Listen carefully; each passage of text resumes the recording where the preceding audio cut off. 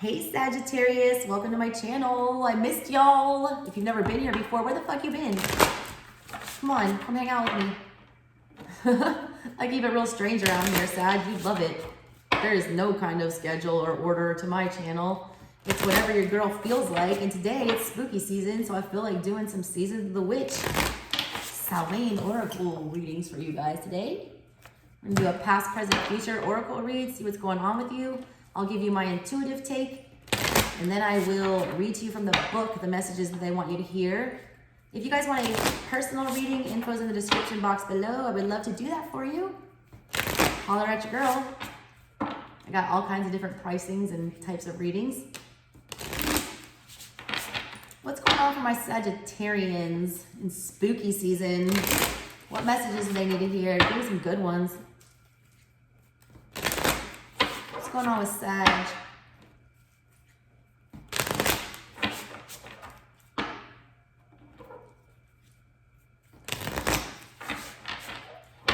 One more.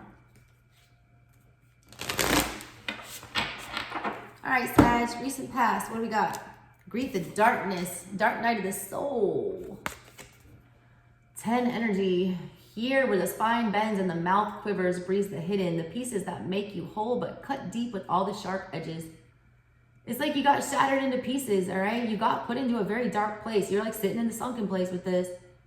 But all those pieces, all right, they cut you deep, but they do make you whole.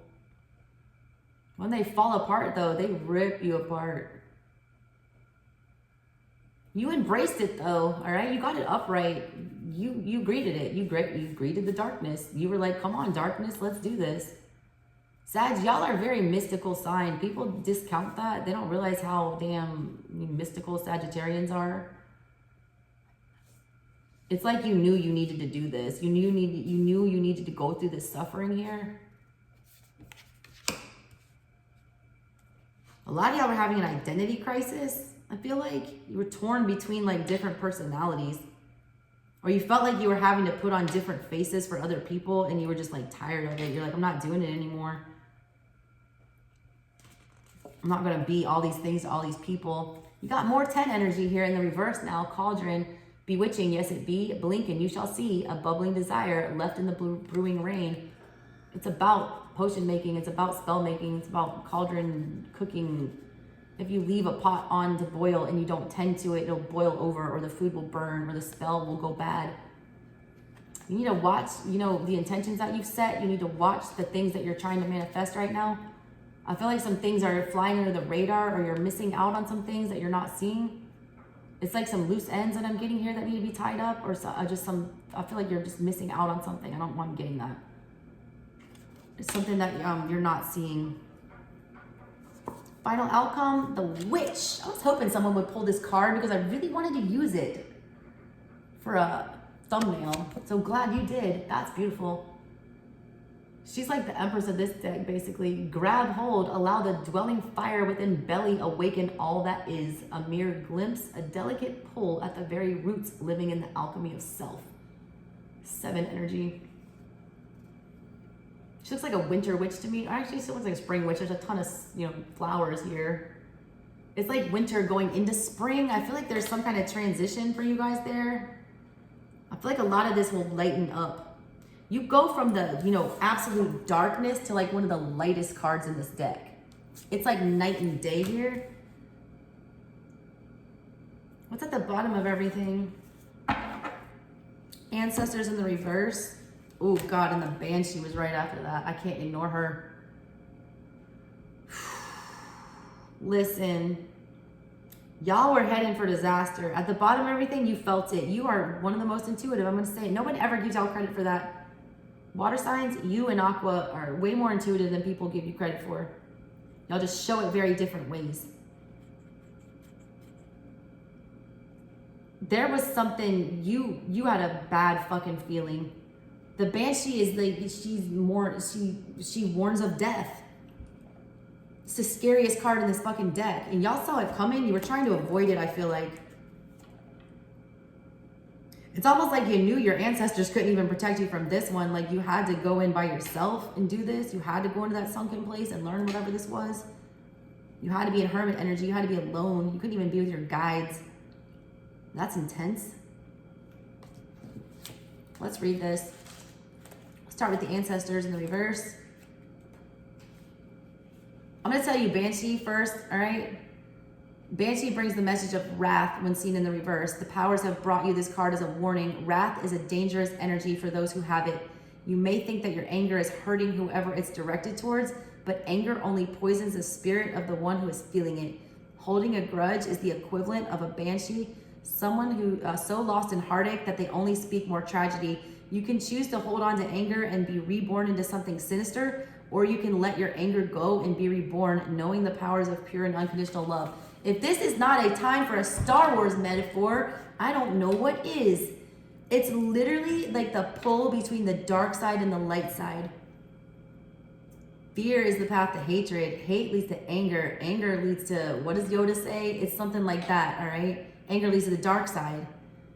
Y'all felt yourself going down a dark road. There were energies around you that were getting you out of your energy. They were triggering you. They were making you feel very fucked up. You were going against what your ancestors told you and you're still engaging with these people. You were also dealing with some generational curses. I don't know why I'm picking up on that for you. You guys were having to clean up karma from your ancestors. And I'm sorry for that, having that burden be put on you. Ancestors in reverse, it said you pulled this card because the answer you seek is within them. They're waiting for your call. Sometimes we energetically shut ourselves off from our spiritual team. If you're in that place of coming from anger and reacting like a hurt animal or something, just lashing out instead of dealing with the trauma, all right, that will block out your blessings and block out your spiritual team from protecting you. You can invite them back in with intention, all right? It says you need to let them know that you acknowledge that you fucked up and that you were straying and that you do hear them and you're not ignoring them. Open the channel to their healing and call on your ancestors as often as you need. No situation is too great or too small for their wise counsel. It says you're chosen this card because you are protected and guided, even if you can't see how. Everything that's brought you here has been for a purpose. There is some lesson, blessing, or miracle in every situation you've ever faced, good or bad. Trust in those who watch over you. Know that there are thousands, maybe millions of your ancestors who've walked before you. Be sure to thank them because you wouldn't be here if they hadn't walked their hardships before you. Many have lived and died, laughed and suffered and sacrificed so that you can be here. Honor your ancestors by trusting them to watch over you. Call on them when you feel alone, afraid, or give your fears to them. This reminds me, like, I did my genealogical research and I found out that my great grandmother, to make a long story short, I was having a shit day. I was complaining about a bunch of petty stuff, and I had been working on my ancestry shit, and I found out her story about how she had basically got shipped here when she was 11 or 12 years old to start breeding with my great grandfather, very disgustingly, from Italy. She was sold off into marriage and just had kids for 14 straight years, and then just died after her oldest son turned 18. She's spitting kids out, and I was like, Jesus Christ, why am I complaining about this shit? It's so petty. After what my ancestors went through to get me here, you know what I'm saying? God, I can't even imagine, all right? You need to think about that. Think about where you came from. Let's greet the darkness. A lot of times when we're complaining about shit, if we really stepped back and took a look from the outside, we'd realize that we were complaining about some really petty stuff. The Greet the Darkness is about self and inner truth. It says when you pull Greet the Darkness, it's a call to go deep into your dark corners. There's parts of you that are beautiful yet remain undiscovered. You have a lot of untapped potential, Sagittarians, that you're not picking up on. You have to allow yourself to open up to the unknown. You can do this by confronting old wounds, lost memories, feelings of shame, guilt, and disappointment. A lot of y'all are ashamed of yourself for the way you acted in this past situation. It was not a good look, the way you were behaving, all right? This energy I'm picking up on from the past here, it was ugly. Y'all are kind of embarrassed almost about how you acted in this situation. It was not graceful at all. It's called shadow work, a practice that allows you to make friends with your demons rather than hide from them. Kill them with fucking kindness. Nothing will piss somebody off more that's trying to get your energy and get you to react than just fucking smiling at them and being unbothered. When you're unbothered to people like that, that makes them, rage even harder. But they're the ones sitting with that ugly energy. You're sending out good vibes, all right? They're not. It's talking about when you call in anger, it only knows anger. If you call in chaos, it only knows chaos. So that's the only way you can get your attention, all right? These feelings are there though to like break you. They're trying to put, you know, turn coal into a diamond, put you under a lot of pressure. It wants you to confront these feelings, all right? I feel like you did though. I feel like you're so self-aware, Sagittarians, in my collective. You're very self-aware of this behavior and you're not proud of it and you're trying to do something about it, but you're kind of like at a loss here. Transmutation, vessel, metamorphosis. That's what this Cauldron card is. I'm talking about a cauldron and all of its uses to make spells, to brew potions, to cook food, to make floor washes. It's a symbol of bringing a lot of things together to create what you want. You're having a hard time finding people to work with you, to like come together and reach a common goal here. You feel like you're very much a lone wolf. It's like telling you not to be afraid to fail and try and pick yourself back up. A lot of y'all, you failed hard in the past and you're kind of ashamed or you're afraid to come back out and do it again. You don't want to suffer that, you know, embarrassment of losing again. It says if you're holding the Cauldron card, it's because there is not one path to the outcome that you seek. This path in the past, it didn't work out. It was blocked hard and you got real triggered by that. It felt like there were a lot of obstacles, a lot of people fighting against you. It's telling you though that there's many different ways to get there. You have to try many approaches to manifest what you desire. Perhaps becoming a millionaire means you have to develop a few different sources of income, or find love, you have to kiss many frogs before finding your prince. It's in the reverse for you. It says that your desires are being put to the test of the cauldron's flames. The universe needs to know that you can stand the heat before giving you bigger and better things. You failed in the past. You let that heat bring you to a boiling point, all right, where you exploded and you got out your energy. They're testing you again in this current situation. I feel like a lot of y'all are being triggered again right now. How you react to this, all right, is how your karma will play out going forward. These challenges are unwelcome. They feel unwelcome, but they prepare you to hold more in your vessel. They're building you up. They're breaking you down to build you up. It's very much like the military.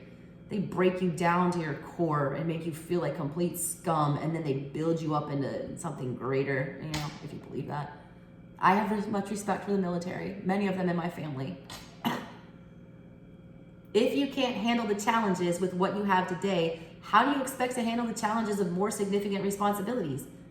They want to make sure that you're not going to fuck up the big thing that you have coming. So they're giving you all these little bullshit things to trip over just to, you know, throw you off to see if you deserve it. If you're feeling the heat, try your best to learn the lesson of your hardship and how it can help you in the future. Learn your lessons when you have less to lose. There's a lot on the line for you guys, all right? You cannot fuck this up. This is major coming for you. This witch card is a very positive one. I've not read it, but I feel it. I just feel it. It's like the only card in this deck that is not like dark. The witch, wisdom and alchemy. It's like a female magician. Hello, beloved witch. You're the center of this card. Your energy, your strength, your wisdom. A witch taps into the healing powers of the earth and the wisdom of the powers that be, as well as the energy within us all. A witch can move energy to create any life choice. A witch knows how to see signs in everything around her. She uses her potions, spells to give healing and hope to all who seek her guidance, using her gift for the good of all to heal and nourish. When she appears, believe that you are wiser than you know, and thousands of years of wisdom from the wise ancient ones are available to you now. If you are finding your path to magic, this card is confirmation that you should continue to explore your craft. If you're an experienced witch, know that it's time to dig even deeper. Perhaps step up as a priestess and start your own coven. This message is even stronger if you have pulled the healer card.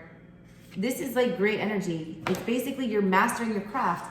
Whatever you're setting out to do, you're the master of the universe here. She's the magician on speed. She can call in anything she wants. She can manipulate all elements of the tarot. She can be masculine. She can be feminine. She can work with people. She can bring groups together. She can be independent. You're heading for a bigger, you're like leveling up here. But you have to suffer through these little stupid trials right here. This shit is so petty. You're gonna look back on this shit that you're going through right now and it's going to seem so fucking petty when you get to this future position that they're trying to put you in. Stop ignoring your ancestors, but they are here for you, all right? A lot of you feel like you're being punished for something. You're not. You're being tested. It's different. All right, Sag. Love y'all. Bye.